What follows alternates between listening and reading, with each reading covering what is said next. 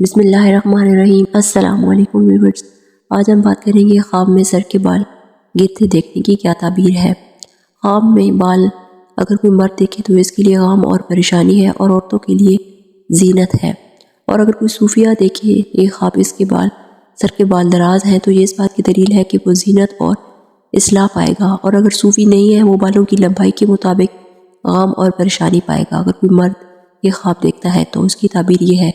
کہ اس کو کہیں سے کوئی غم یا دکھ پہنچے گا تو اس کو اپنے حسب توفیق صدقہ دینا چاہیے، اور اگر دیکھے کہ اس نے بہت زیادہ یا تھوڑے بال کاٹ کر گرائے ہیں تو یہ اس بات کی دلیل ہے کہ اس کا کوئی کچھ غم یا تکلیف کم ہوگی۔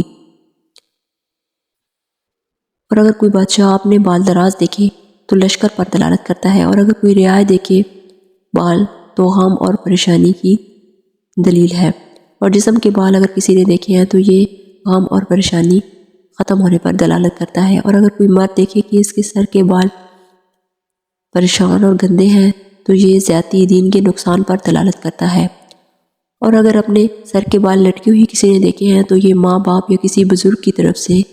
اس کو غم اور پریشانی پہنچنے پر بھی دلالت کر سکتا ہے، اور اگر کسی نے اپنے سر کو گنجا دیکھا ہے تو یہ اس کی زیادتی عیش اور خوشی پر بھی دلالت کرتا ہے، اور اگر کسی نے خواب میں دیکھا ہے کہ